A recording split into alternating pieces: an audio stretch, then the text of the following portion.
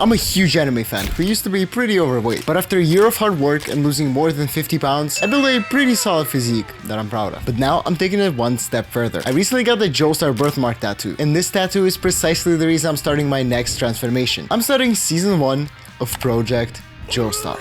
For the next 90 days, my goal is to build a real-life anime physique to make my Joestar ancestors proud. But I'm not doing it by living in a gym or eating like a prisoner. I'm going to do it with a low-effort system built around training, nutrition, and feedback. In this video, I'll show you the exact 4-step plan I'll use to make Project Joestar successful. And I'm sharing this plan so you can copy and use the same principles wherever you are in your physique journey. At the end of the 90 days, I'll compare my day 1 physique, measurements, and strength to the final result. And we'll see if the system can actually build a real-life anime physique. Let's jump straight into it. Let's start with the most important question. What am I actually trying to build here? Step 1 of the 4-step plan is defining the goal. Because an anime physique can range from skinny fuckboy Gojo to whatever this is. My inspiration for getting into bodybuilding in the first place were the aesthetic physiques of my favorite anime characters. Toji, Baki, and especially the JoJo characters past part 5. They all just seem so naturally aesthetic, kind of like marble statues. But what specifically creates this aesthetic anime look? The most important part of an anime physique and what separates the men from the boys is that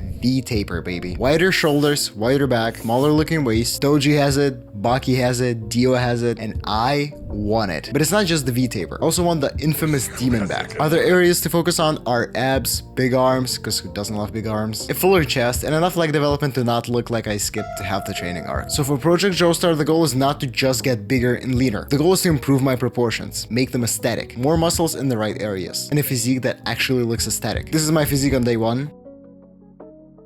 And my current strength on some lifts in the gym. I'm just coming out of my car right now, and soon I'll start the focused muscle building process. So this is the baseline. I do already have a pretty solid foundation, but this is not yet my final form. This is just act 1, the first step of my evolution. Also, side note, the actual number 1 thing in aesthetics is actually leanness. You know, if you can't see the muscles you build behind all them layers, then what's really the point? But since I'm already pretty lean, the goal for me right now is not aggressive fat loss anymore. I already spent the last year and a half cutting. Now the goal is to keep that leanness under control while finally building more muscle. And to do that, I need step 2, the training system. Because defining the goal is easy, but the real question is, what training will actually build that physique? And the focus on my training will be the high priority areas that we discussed back in step 1. To truly achieve that V-taper look, shoulders and back are at the top of importance, followed by chest, arms, and abs. And yes, like Stu, because we don't want to look like a Minecraft skeleton with a Jonathan physique stacked on top of it. The goal is simple. Every single exercise that I do needs to build the exact look I'm chasing. The training system itself is built around a few simple fundamentals. First, train the muscles often enough to grow. That means at least twice a week. Second, get enough hard sets for every muscle group every single week, and you have to train to failure. And third, improve over time by either adding more reps or weight.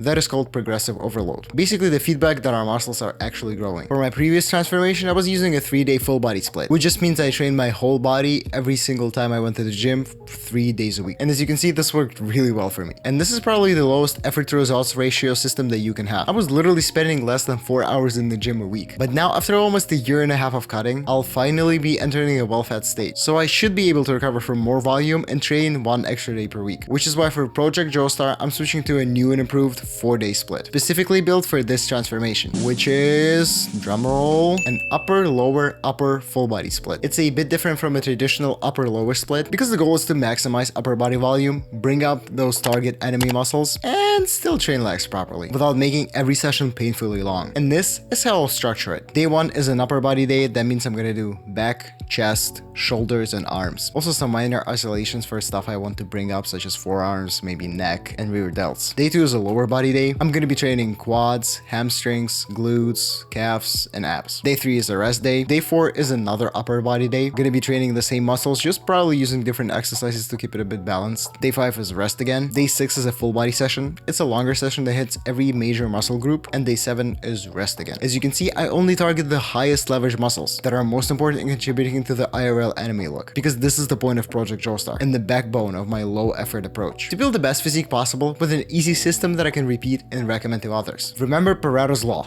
80% of the results come from only 20% of inputs. But training is only one part of the transformation. Because if I want to build muscle without instantly ruining the leanness that I worked so hard for, I need step 3. the nutrition system. Step 3 is where the most people actually mess up. Some people never track anything, so they have no idea if they're eating enough to build muscle or if they're eating too much and speedrunning fat gain. Other people go way too extreme. They try to eat perfectly, weighing out every single gram of food, hate their life, and ultimately quit. I'm not doing either. My nutrition system is pretty straightforward. It's the same system that helped me lose more than 50 pounds of fat before. Tracking, but without going too extreme. Just like I have been for more than 450 days already. Yes, that is my streak.